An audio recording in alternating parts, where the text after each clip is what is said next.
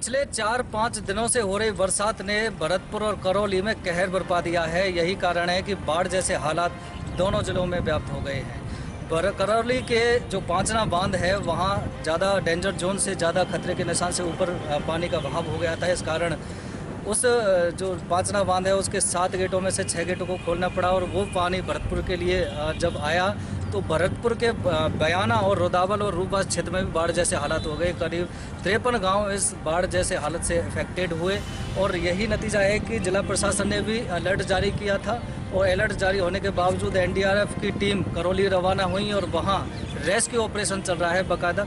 इसके अलावा भरतपुर में भी 90 आर्मी के जवान तैनात कर दिए गए हैं, जिसका एक कर्नल एक ओटी लीड कर रहे हैं। इसके अलावा जो पुलिस और प्रशासनिक अधिकारी हैं वो इस चीज़ की मॉनिटरिंग करने में लगे हुए हैं, किसी भी तरह की कोई जनहानि ना हो सके इस बात का खास ध्यान रखा जा रहा है। और जो 53 गांव के जो करीब हजारों लोग विस्थापित किए उनको सुरक्षित जगह पर बयाना के जो सरकारी स्कूल्स हैं उनमें डाला गया है। वहाँ उनको खाद्यान्न सामग्री, खाने पीने की सामग्री दी जा रही है। कुल मिलाकर जिस तरह से बाढ़ के हालात हैं वो बहुत ही गंभीर देखने को मिल रहे हैं। जिला प्रशासन ने समय मानसून से पहले और समय रहते जिस तरह से बचाव कार्य को ध्यान में रखते हुए जो तैयारियां होनी चाहिए थी वो नहीं हो पाई। नदी नाले जो जिस तरह से डैमेज पड़े हुए थे उनको साफ नहीं किया गया था और यही हालात है। यही कारण रहा है कि बाढ़ के हालात भरतपुर और करौली में ज़्यादा व्याप्त हो गए। अब देखने वाली बात यह होगी कि इंद्र देवता क्या कुछ रुक पाते हैं या फिर लगातार बरसात जारी रहती है और उसका नतीजा यही होगा कि बाढ़ और भी ज़्यादा बाढ़ की स्थिति पैदा दोनों जिलों में हो सकती है। फर्स्ट इंडिया न्यूज़ के लिए सुरेश पोद्दार, भरतपुर। कृष्णा खौरानी जी और दिनेश जी हमारे साथ जुड़े हुए हैं। कृष्णा जी जयपुर से, नमस्कार कृष्णा जी। सर नमस्कार। पहले तो मैं आपको बहुत बहुत धन्यवाद देना चाहूंगा कि आज आपने दोबारा इस मैटर को उठाया आपके चैनल पे, इसके लिए मैं बहुत आभारी हूँ। और दूसरा सर मैं ये कहूंगा आज पारिक साहब, सबसे बड़ी बात आप देखो कि 3-4 दिन पहले आपने इसी चैनल पे जो था वो अपने महापौर जी ने बहुत बड़ा वादा किया था आपके चैनल के माध्यम से कि आपकी कॉलोनी की सीवरेज बहुत जल्दी से जल्दी साफ हो जाएगी। पारिक साहब, जो प्रशासन जयपुर शहर को तो देख नहीं पाता तो आप बाहर गाँवों की क्या उम्मीद रखोगे? और चलिए, मैं इसी पे बहस का दौर जारी है, मैं आपके सवाल फिर लेके लौटूंगा। शुक्रिया आपका। दिनेश जी आप क्या कहना चाहेंगे सीकर से? नमस्कार। नमस्कार पारिक साहब। जी सर। पारिक साहब, मौसम का प्रकोप होता है, चाहे सर्दी हो, गर्मी हो, बरसात हो, आंधी तूफान हो, और ये प्राकृतिक आपदा में आते हैं। इसके लिए प्राकृतिक आपदा विभाग हर स्टेट या केंद्र सरकार के अंतर्गत बना हुआ है। मैं सीकर की बात करूंगा।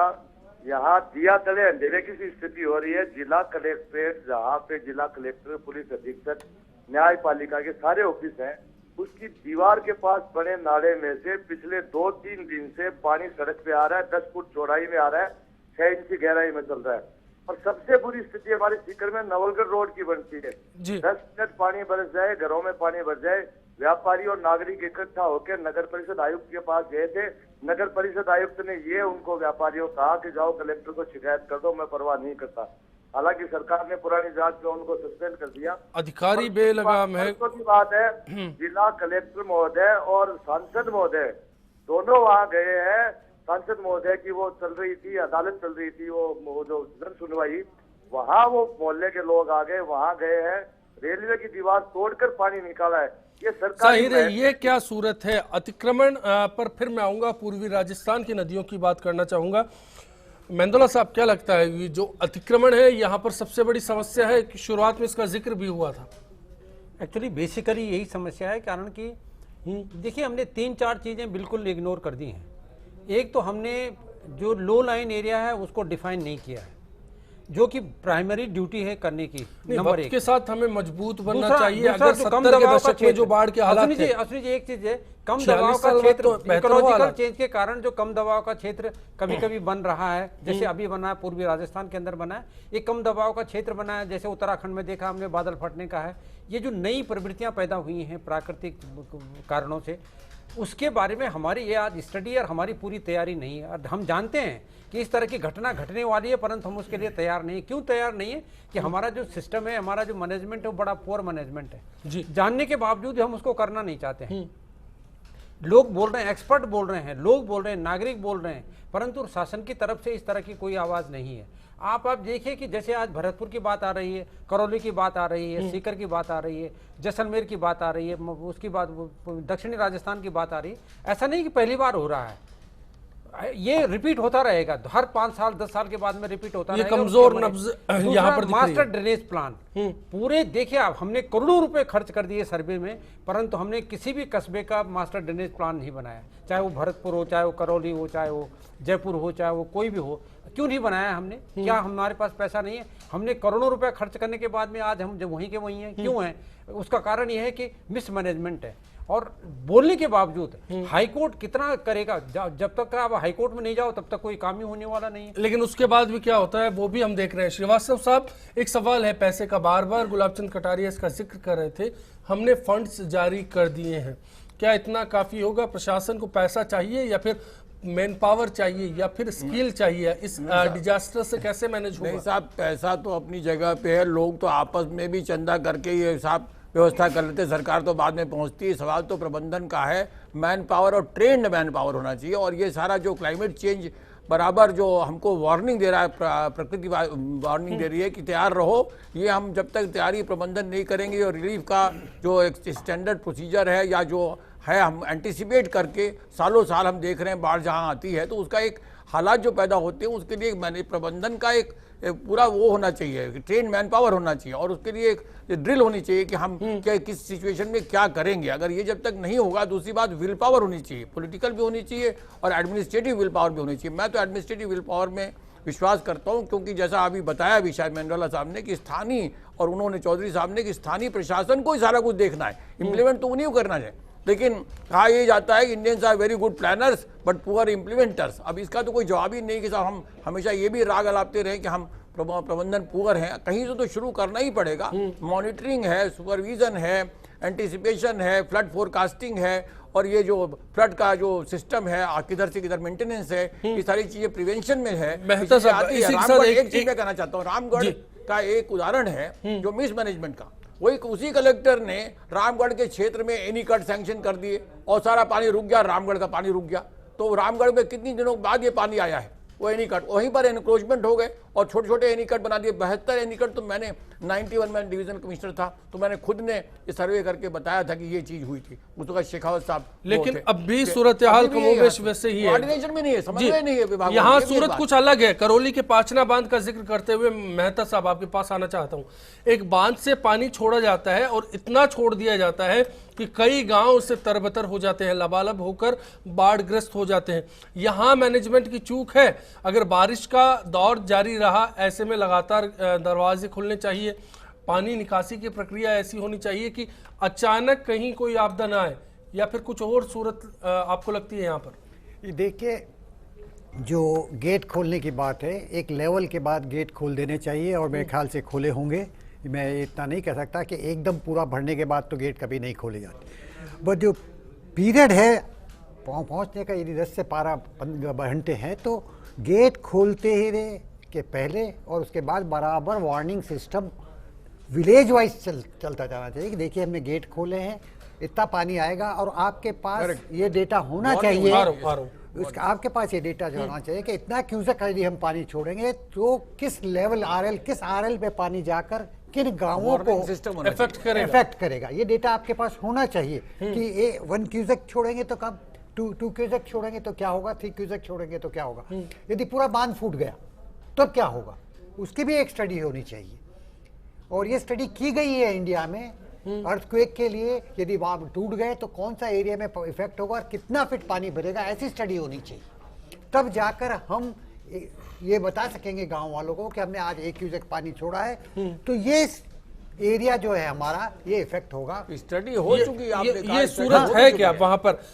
भारद्वाज साहब, आप कुछ कहना चाह रहे थे? मैं पाचना बांध के सिलसिले में बात करना बिल्कुल, मैं मेहता साहब की बात को ही आगे बढ़ा रहा हूँ। मेहता साहब ने ठीक कहा कि जो अगर आपको गेट खोलने हैं तो उसके तुरंत पहले आप लोगों को या उसके पहले जो उस एरिया में आने वाले गांव हैं उन लोगों को अवेयर करना चाहिए कि हमने प्रशासन ने किया और इसकी वजह से ही मैं आपको बार बार बोल रहा हूं कि जितनी जनहानि, जितनी जानमाल की हानि इस इतने पानी से हो सकती थी वो नहीं हुई। और देखिए पानी का जिस तरह का भराव वहां पर था, और क्योंकि एक मजबूरी एक लेवल के बाद आपको पानी खोलना ही पड़ता है, ये आप समझते हैं। उसके बाद बार बार लो लाइन एरियाज को डिफाइन करने की बात कर रहे हैं कि आप तय कीजिए वहां पर आबादी कैसे बस गई, वो तो जल प्रवाह का क्षेत्र है। देखिए आप देखिए कोई अश्विनी जी, सरकार उस पर बात क्यों नहीं करती? देखिए अश्विनी जी, अभी हमारे लिए प्राथमिकता यह है कि जहां पर ज्यादा बारिश हुई है और जहां पर हमारे लोग हमारी जनता उस बारिश की वजह से पीड़ित है, हम उसको कैसे रेस्क्यू कर सके, उसको कैसे मैं बेहतर तरीके मानता से हूं कर सके। ये तत्काल जरूरत है और उसी पर बहस है, जी। लेकिन इसके साथ एक सवाल खड़ा हुआ कि बार बार हर साल आपदा के दौरान इस तरह की नौबत क्यों आती है? क्योंकि लो लाइन एरियाज में बस्तियां बस गई है। निश्चित आपकी रूप से- सरकार का क्या एजेंडा निश्चित है? रूप से मैं आपकी बात को पूरी तरह डिनाई नहीं कर रहा हूं। बहुत हद तक ये बात सही है कि जो बांध का एरिया है उसमें इलीगल कंस्ट्रक्शन हुए हैं और उसकी वजह से बांधों में पानी नहीं गया है और उसकी वजह से गंभीर disaster नदी हुए के हैं। रास्ते में बार बार रामगढ़ का भी जिक्र आ रहा है। बिल्कुल बिल्कुल हुए हैं, इसमें किसी तरह की कोई बात नहीं है कि नहीं हुए हैं। लेकिन अगर आज की तारीख में हम बात करेंगे तो हमारे लिए पूरे राजस्थान में प्रायोरिटी ये है, क्योंकि बरसात का मौसम अभी शुरू हुआ है, बरसात अभी पूरे महीने आनी है। तो हमारा जो फर्स्ट टारगेट वो ये है कि हमारे नागरिक सुरक्षित रहें, हमारी जान माल की हानि ना हो, हम कैसे लोगों को बेहतर तरीके से कर पाए, हमारा कंसंट्रेशन सबसे पहले उस पर है। हम उसको दुरुस्त कर रहे हैं। उसके बाद अगर लगता है कि किसी अधिकारी की लापरवाही है, अगर लगता है कि किसी जगह कम काम हुआ है किसी अधिकारी की लापरवाही की वजह से, तो हम चलिए लोग उस पे कार्रवाई सुरेश जी, करेंगे, इसमें कोई ये दलील काफी होगी। फिलहाल अब सरकार मान रही है कि हम काम करेंगे। लक्ष्मीकांत जी प्रतिनिधि, मैं भाई भारद्वाज जी से उन पे कोई आरोप नहीं लगा रहा।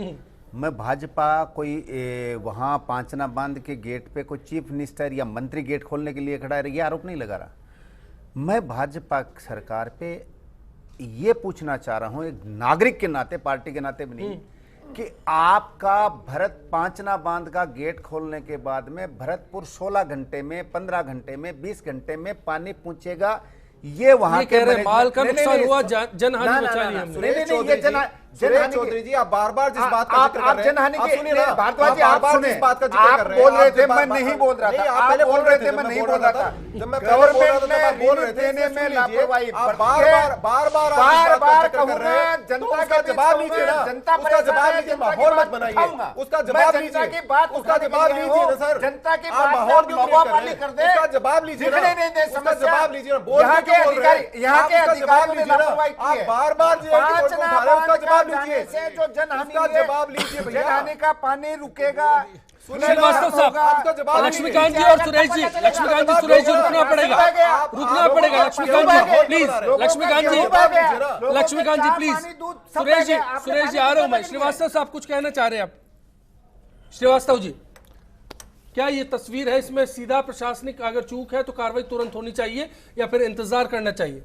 प्रशासनिक चूक तो साहब अगर होगी तो उसके लिए जांच होगी, उसके प्रोसीजर होगा, उसको उस चक्कर में नहीं पड़ना चाहिए, बल्कि ये होना चाहिए कि आगे के लिए प्रबंधन क्या होना चाहिए, इसका एक ड्रिल, इससे सबक लेना चाहिए। और लेते नहीं हम, बोर्ड जो है अभी भूल जाएंगे, बोर्ड को भी कभी रखेंगे नहीं संभाल करके। चलिए मैं इसी पर आऊंगा, ब्रेक ले रहे हैं, ब्रेक के बाद लौटेंगे और समझना चाहेंगे कि आगे इस तरह की समस्याएं हुई तो एक्सपर्ट पैनल क्या कहता है, कैसे इससे निपटा जाएगा। ब्रेक के उस पार